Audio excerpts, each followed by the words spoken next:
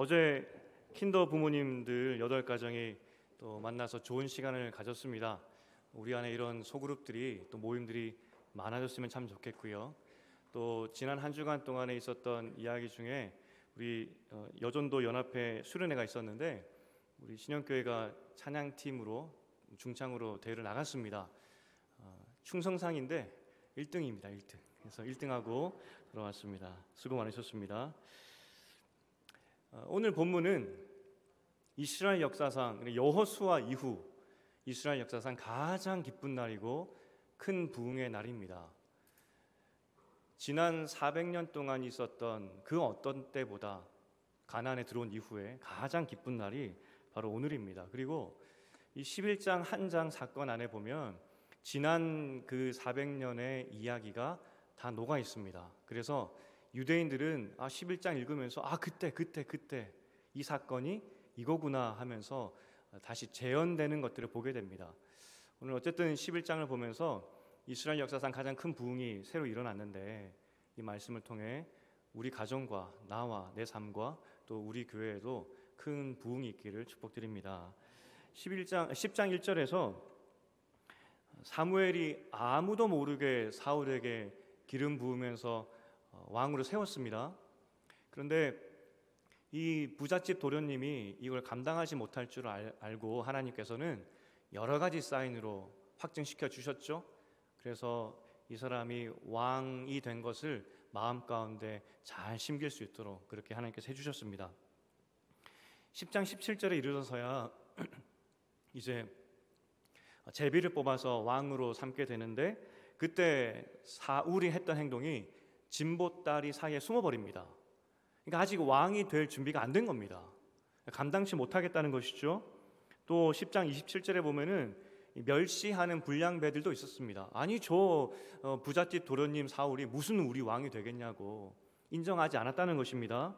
그런데 역시나 우리 친절하신 하나님은 바로 26절에 보면 그 이스라엘의 유력자들의 마음을 감동시키셔서 사울을 왕으로 인정하게 하셨습니다.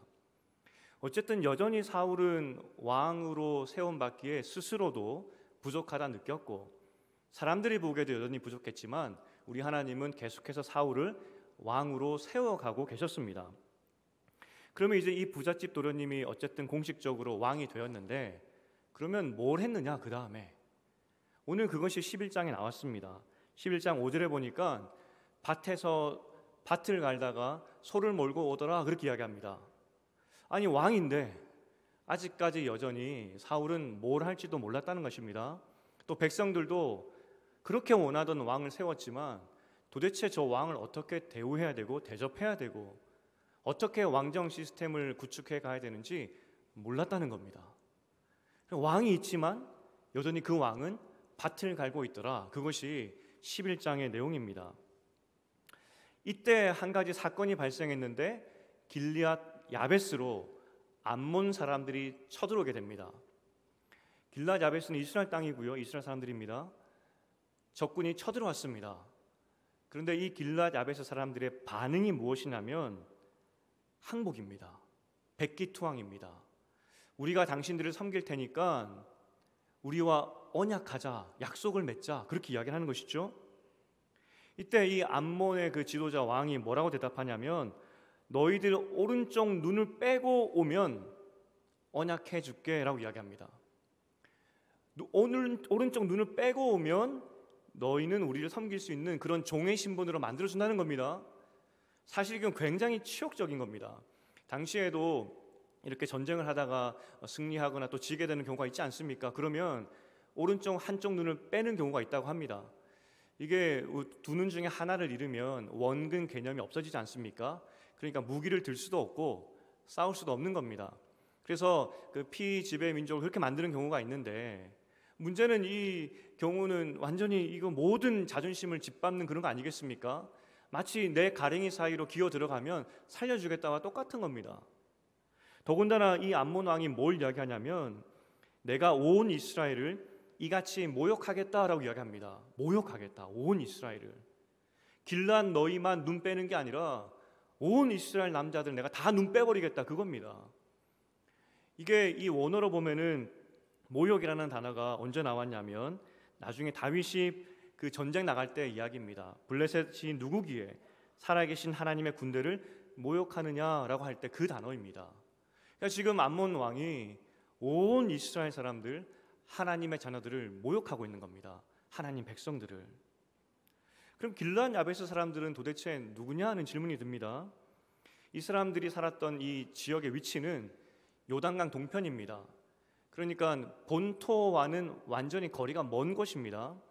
처음에 이스라엘 백성들이 여호수아와 함께 가나안 땅으로 들어갈 때 먼저 강을 건너기 전에 정복했던 땅들이 있습니다. 거기에 이제 르우벤, 갓, 므낫세 절반의 지파가 정착하게 됐는데 그 길르앗 야베스에는 므낫세 사람들이 정착을 하게 됩니다. 지리적으로 보면 강 건너 본토에 있는 땅이고요. 그리고 북쪽에 있었고요. 변방입니다. 이스라엘로 치면은 최변방이라고 보시면 되겠습니다. 거기에 지금 암몬이 쳐들어왔는데 길르앗 야베스 사람들이 백기투항을 해버립니다. 사실 이 길르앗 야베스 이 지역은 앞서 제가 설교 전에 말씀드렸지만 400년 역사 가운데 가나안에 들어와서 눈물의 땅입니다. 피눈물의 땅이었습니다. 역사적인 사건이 어떤 게 있었냐면 사사기 말미에 있었던 사건입니다. 사사기가 삼손을 끝으로 사실 사사 이야기로는 끝나야 됩니다. 왜냐하면 사사기는 사사들의 이야기이기 때문에 삼손으로 끝이 나야 되는데 5장이나 더 뒤에 기록이 됩니다. 사실 사사기의 모든 결론과 메시지는 그 뒤에 5장에 다 숨어 있습니다. 그 5장에 있었던 내용이 길르앗 야베스 내용이 그 중에 하나입니다. 자세한 내용을 알고 싶으신 분들은 수요 기도에 오시면 됩니다. 계속 사사기를 보고 있기 때문에 그때 오시면 됩니다. 여튼 그 사사기 마지막에 어떤 일이 있었느냐, 참 얄궂게도 이 모든 사건의 출발은 사울의 고향이었던 베냐민 지파 기브아 성에서 출발을 합니다. 사울이 살았던 기브아 성에서. 그때 이제 사사 시대 때 한 레위인이 첩을 데리고 베냐민 지파 기브아 성으로 들어갑니다. 그리고 하룻밤 재워 주십시오 된 것이죠. 재워줘야 되는데 문제는 창세기에 있었던 소돔과 고모라의 죄가 그대로 반복이 됩니다. 동네 불량배들이 나와서 그 레위 남자를 내놓으라, 우리가 상관하겠다라고 이야기를 합니다. 남자가 이제 죽게 되었으니까 자기 첩을 밖에 내던지듯이 내던져 버립니다. 그리고 그 첩이 밤새 고초를 당하다가 죽게 되죠. 그리고 그 시신을 레위인이 집에 가져다가 조각조각 내서 11개 지파로 보내게 됩니다. 11개 지파가 그 시신을 받아들고 사건의 전말을 다 듣고 나서 분노합니다. 왜냐하면 소돔과 고모라의 죄가 이스라엘 땅에 재현된 것을 보고 함께 대노를 하게 됩니다. 그리고 뭘 약속을 하냐면 이것은 반드시 징계해야 되는 죄인데 이 전쟁에 참여하지 않은 사람은 다 죽이겠다 하면서 11개 지파가 베냐민 지파를 향하여서 기브아 성으로 달려갑니다. 합리적으로 처음에는 그 불량배만 내놓으라고 이야기를 하는데 이 베냐민 지파 사람들이 불량배를 안 내놓는 겁니다. 어쨌든 자기 지파 사람이라는 것이죠. 11개 지파와 싸움이 붙습니다. 어떻게 됐겠습니까? 결과가 베냐민 사람 중에 다 죽고 나서 600명의 군인, 겨우 도망친 600명의 군인만 살아남습니다. 600명만 살아남았다고 하니까 뭐 별로 피부에 안 와 닿으실 것 같은데 민수기 26장에 보면 이스라엘 인구 조사가 한 것이 나옵니다. 그때 베냐민 지파 남자 중에서 20살 이상 전쟁에 나갈 수 있는 사람이 몇 명이었냐면 45,600명이었습니다. 45,600명 장정이 있었던 그런 베냐민 지파였습니다. 뭐 인구수가 그대로였다고 치고 600명 살아남았다 그랬죠. 장정 45,000명이 그날 다 죽은 겁니다. 그런데 장정만 죽은 것이 아니라 갓난쟁이 아이부터 어른 노년에 이르기까지 다 죽었습니다. 아마 어른이 장정이 4만 명이 넘었으니까 온 지파 인구하면 10만 명은 좋게 넘었을 겁니다. 하루아침에 10만 명 이상이 죽게 됩니다. 겨우 600명 남았습니다. 11개 지파가 미친 듯이 그렇게 사륙을 벌이다가 이러다가 우리 베냐민 지파가 이제 없어지겠구나 후회를 합니다. 이제 600명을 어떻게든 지켜야 되는데 어떻게 할까 고민을 하다가 그들이 이전에 전쟁 나가기 전에 했던 맹세가 기억이 난 겁니다. 그때 우리가 맹세했었지. 전쟁에 안 나온 사람 다 죽이겠다고. 누가 안 나왔나 봤더니 길르앗 야베스 사람이 안 나온 겁니다. 그러면 왜 길르앗 야베스 사람이 안 나왔을까요? 이거를 일부 예배 때 깜빡했습니다. 혹시 왜 안 나왔는지 일부 예배 때 알려주시기 바랍니다. 성경에서 그 정확하게 왜 안 나왔는지는 말하지 않지만 길르앗 야베스는 최변방이었다는 것, 그리고 정말 불쌍하게 억울하게 죽었다는 것이 사사기에 그려지고 있습니다. 아마도 그러하기 때문에 너무 변방이라서 전령이 못 왔던 것 같습니다. 소식을 못 들었던 것 같습니다. 전쟁에 안 올 이유가 없었습니다. 왜냐하면 죽으니까. 아마 길르앗 야베스는 너무 변방이었기 때문에 전쟁에 참여하지 못했는데 그것 때문에 길르앗 야베스 사람들이 다 몰살당하고 거기서 처녀 400명만 살려서 600명의 그 베냐민 지파 군인들에게 줍니다. 결혼하라고. 여러분, 길르앗 야베스 출신의 그 처녀들 입장에서 한번 생각해 보십시오. 사실 성경에서 결혼은 축제고 축복이고 천국의 잔치입니다. 그래서 전쟁 때에도 신혼부부는 전쟁에서 빼줬습니다. 왜냐하면 기쁨이고 천국이기 때문에. 하지만 길르앗 야베스 처녀들 입장에 생각해 보십시오. 그들의 결혼식 날은 장례의 날입니다. 부모 형제가 죽었던, 친족이 죽었던 슬픔의 날입니다. 이렇게 불쌍한 길르앗 야베스 처녀들이 결혼을 했고요. 아마도 그 중에서 길르앗 야베스에 정착한 사람도 있었을 것이고 자기들의 땅, 원래 그 베냐민 지파 땅으로 가서 정착한 사람들이 있었을 것이다 보는 것이죠. 지금 여러분 기억하실 것은, 그렇다면 사울도 길르앗 야베스 출신 할머니의 자손일 것입니다. 길르앗 야베스에 사는 사람들도 같은 핏줄일 것입니다. 물론 이스라엘이라는 어떤 핏줄이 있겠지만 길르앗 야베스라는 그 슬픔의 역사를 같이 공유하고 있다는 것이죠. 길르앗 야베스에서 전령이 왔습니다. 베냐민 사람들이 그 소식을 들었습니다. 우리 할머니로부터 들었던 그 비참한 역사가 또 재현되는구나. 암몬 왕으로부터 또 재현되는구나. 여러분, 참 이상한 게 이 암몬 왕에게 길르앗 야베스 그 장로들이 부탁한 것입니다. 뭘 부탁했냐면, 눈 빼고 오라고 하니까 그러면 우리 7일 주십시오.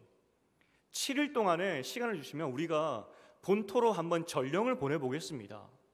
전령을 보내서 우리 본토 형제 자매들이 우리를 위해서 군대를 보내주어서 당신과 싸워서 이기면 우리는 자유한 것이고, 만약에 본토에서 그 군대를 안 보내주거나 그래서 그 전쟁이 진다면 그때 눈 빼고 당신을 섬기겠습니다 라고 제안을 합니다. 암몬 왕 입장에서 이 제안을 받아들여야 될까요? 받아들이지 말아야 될까요? 받아들이면 안 되죠. 혹시 본토에서 정말 그 가나안 본토에서 친족들이 11개 지파가 달려오면 안 되지 않습니까? 근데 암몬 왕은 허락을 합니다. 무슨 말이냐면 아마도 암몬 왕은 길르앗 야베스 역사를 알았을 것 같아요. 버려진 땅이라고. 몰랐다 하더라도 너희 이스라엘 11개 지파가 길르앗 야베스 이 시골, 이 변방 너희 땅까지 거들떠 보겠느냐? 도와주겠느냐? 절대로 아무도 안 온다. 그 자신감입니다. 길르앗 야베스에서 전령을 보냈는데 결국 이 기브아 땅까지 왔는데 아무것도 할 수가 없는 겁니다. 이스라엘 지파들이. 그래서 오늘 본문에 보았지만 엉엉 울고만 있습니다. 이를 어찌해야 되나 어찌해야 되나. 그 옛날 사사기 말미에 있었던 우리 할머니들이 겪었던 그 진멸이 또 이제는 왜 그 이방인 통해서 또 진멸을 당하겠구나 엉엉 운 겁니다. 그리고 더군다나 왕으로 세움받은 그 사울이 뭘 하고 있었죠? 밥 깔고 있었습니다. 그들이 왕을 달라고 했던 이유가 무엇인지 아시죠? 그 왕이 있으면 우리는 더 이상 이방인들에게 공격당하지 않겠다. 그래서 왕을 달라고 했는데 이 왕이 하던 것은 농락이었습니다. 이스라엘에게는 아무 소망이 없습니다.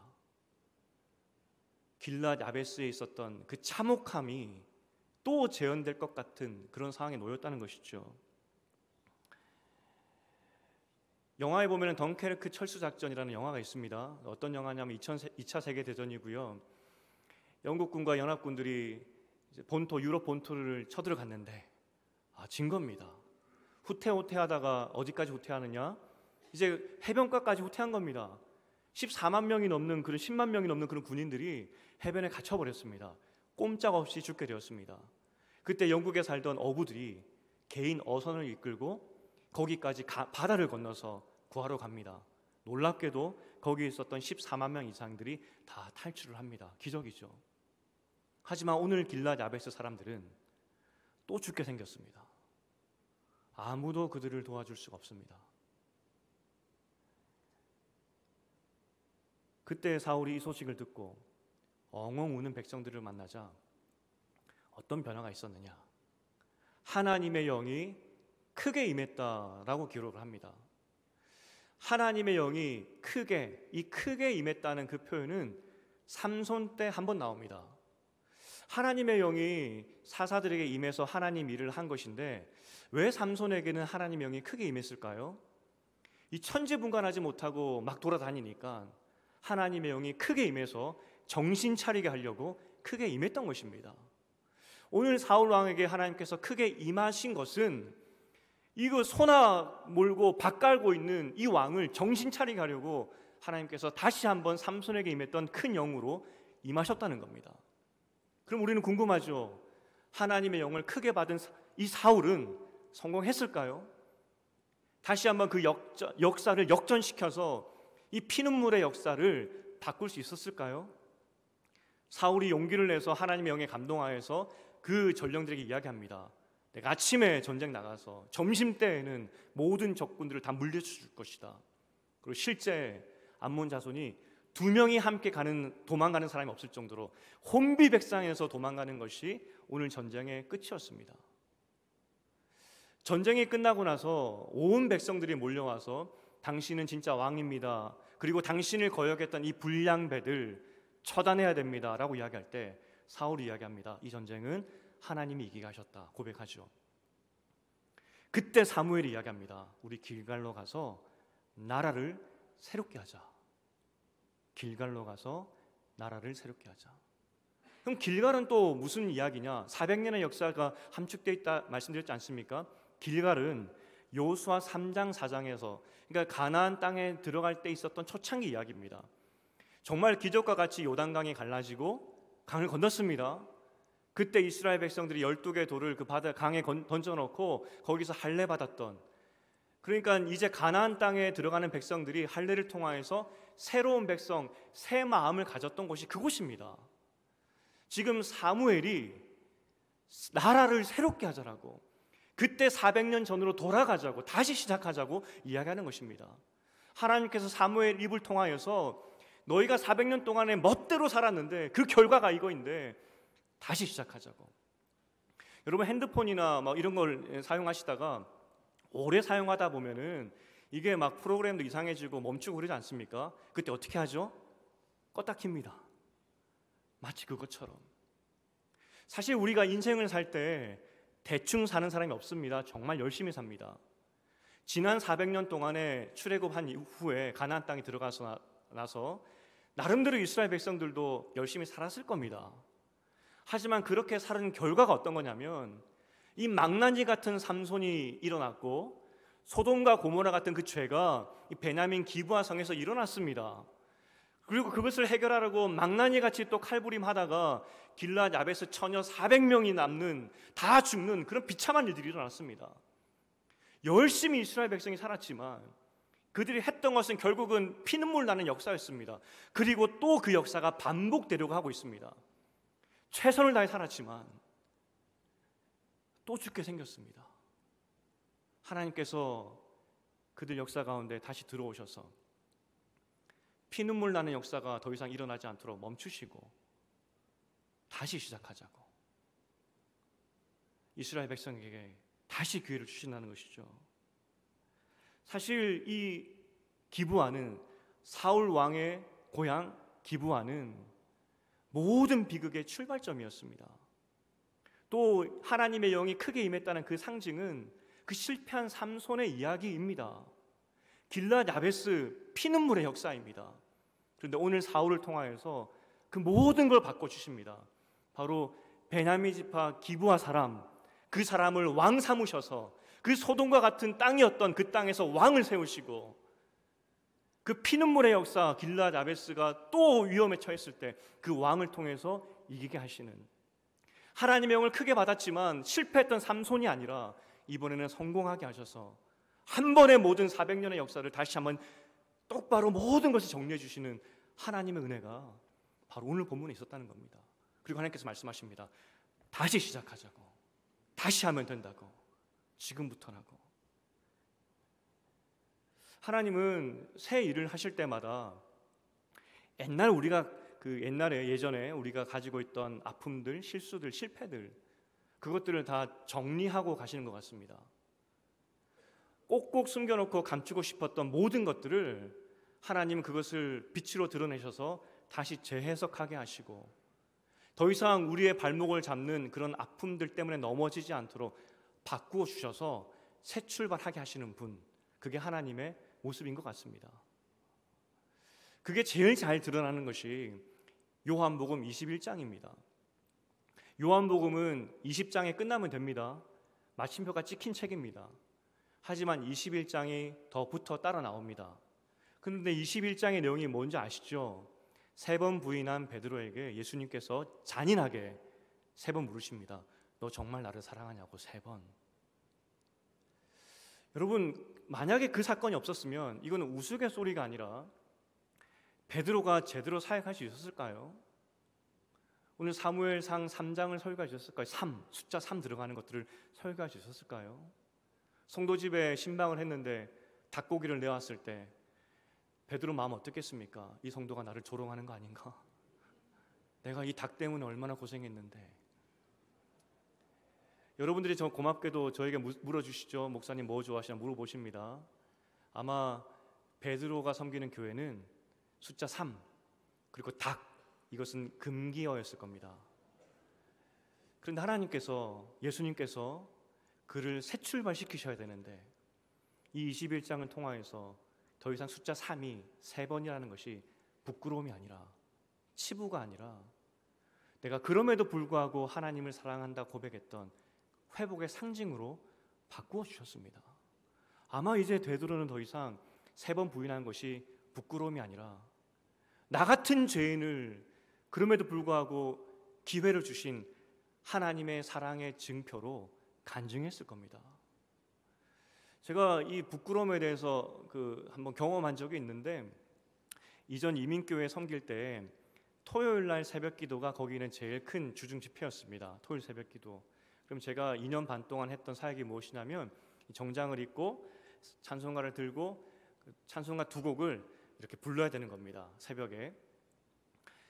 굉장히 열심히 불렀습니다. 왜냐하면 그 교회도 찬양을 너무 잘하셨고, 또 딱 지금 장로님, 박 장로님 앉아 계신 그 자리쯤에 은퇴 장로님이 앉아 계셨는데, 그분은 아마도 지금 미디어가 발전했다면 그 당시에 한국에도 굉장히 유명하셨을 거예요.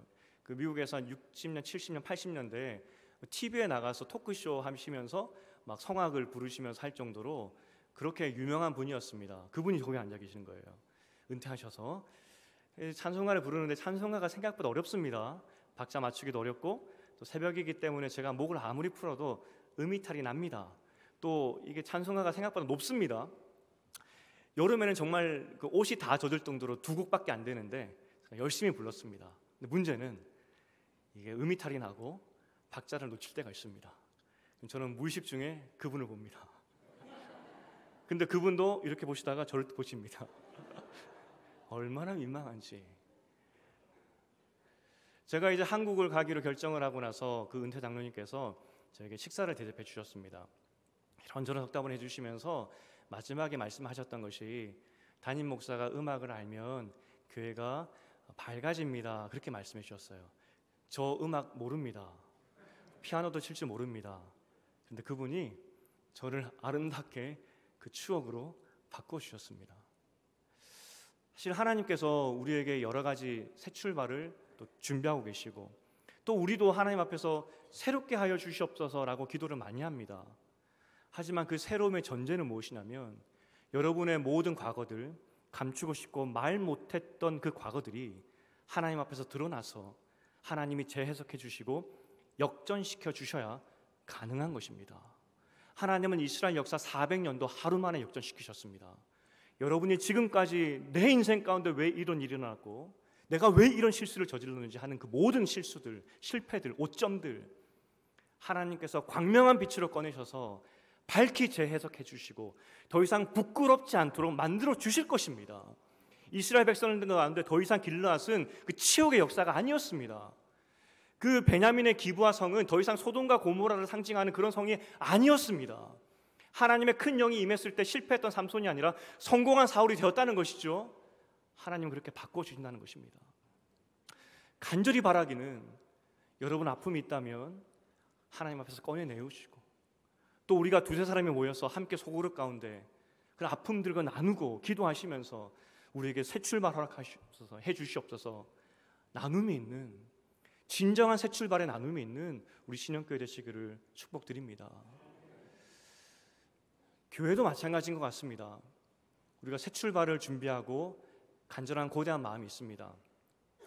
우리가 지난 수십 년 동안 열심히 주일학교 섬겼습니다. 다음 세대 섬겼습니다. 그런데 우리 교회뿐만 아니라 한국 교회도 그렇고 전 세계적으로 다음 세대에 대한 고민들이 참 많습니다. 우리가 열심히 안 하지 않았습니다.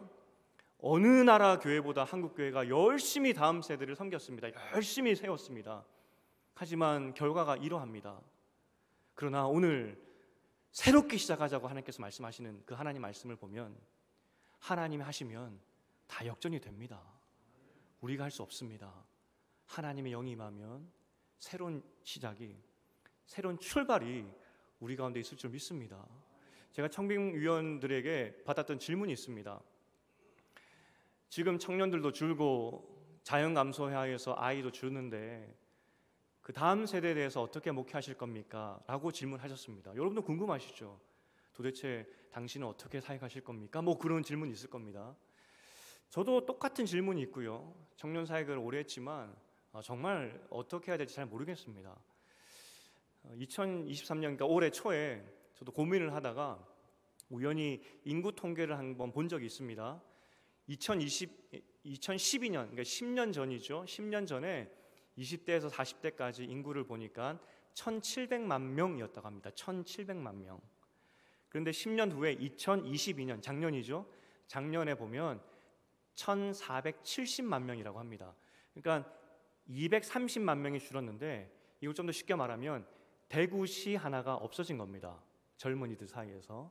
그리고 그렇게 대규모로 인구가 주는 것이 더 가팔라질 것이다 라고 이야기를 합니다. 어쨌든 10년 사이에 14%가 줄었고 230만 명이 없어졌습니다. 앞으로 10년 후에는 더 가파르게 없어질 거라고 이야기합니다. 그러니까 교회 다니는 사람은 당연히 줄겠죠. 참 암울합니다. 하지만 제가 청빙위원들에게 뭐라고 말씀드렸냐면 여전히 우리에게는 1,470만 명이 있습니다. 초대교회 때에도 교회는 망하지 않았습니다. 하나님의 영이 있고 하나님께서 새 출발하신다면, 리셋하자라고 하신다면 우리는 다시 일어날 설 줄 믿습니다. 이제 말씀을 맺겠습니다. 우리가 생명의 빛 새언덕 신영교회를 세워달라고 기도하고 있습니다. 그런데 오늘 사실 본문의 키워드는 한 마음, 한 사람이었. 7절 하반절에 보면 한 사람, 여호와의 두려움이 백성에게 임하며 그들이 한 사람같이 나오니라 라고 되어 있습니다. 새로운 시작을 하실 때마다 하나님께서는 하나님의 교회와 하나님 백성들을 하나로 묶으시는 것을 보게 됩니다. 우리가 한 마음으로 하나님, 내 인생을 새롭게 하여 주시옵소서, 내 모든 어두운 과거를 다시 재조명하시고 새 출발할 수 있도록 도와주시옵소서. 우리가 모여서 서로 위로하고 격려하고 힘줄 때 우리 모두는 새 출발할 줄 믿습니다. 교회도 마찬가지입니다. 한 마음으로 하나님의 꿈을 향해 달려갈 때 우리는 새 출발할 줄 믿습니다. 제가 참 재미있게 봤던, 감동적으로 봤던 영화가 있습니다. 할머니는 1학년이라는 그 영화인데 뭐 내용은 다 생략하고 그 땅에, 이 척박한 땅에 그 한글을 겨우 떼신 할머니 그리고 7살 된 여자아이만 남습니다. 가족도 없고 친척도 없습니다. 근데 그 두 사람이 어두운 이 고개를 넘어가면서 나누었던 그 대화가 제 마음 가운데 참 많이 남았습니다. 그 할머니가 그 7살 여자아이 손녀에게 뭐라고 이야기하냐면, 사투리인데 그냥 표준말로 해보겠습니다. 컴컴한 이 고개, 낮에도 오금이 저려서 가지 못하는 길이다. 그런데 이 무서운 고개를 어떻게 넘어 다녔는지 아니? 혼자는 무서워서 죽어도 못 가지만 옆에 딱 한 사람만 있으면 손을 꼭 붙들고 둘이서 가는 것이 범꼴이다. 호랑이보다 무서운 세월도 너하고 나하고 둘이서 가면 못 갈 것도 없겠다 라고 하면서 가는 장면이 마지막 장면입니다. 우리 인생이 얼마나 험한지 혼자 가면 절대 못 갑니다. 같이 가라고, 부끄러움도 같이 나누고 아픔도 같이 나누고, 그래서 이 험한 나그네 세상 같이 넘어가라고 우리에게 친구 주셨습니다. 교회도 마찬가지입니다.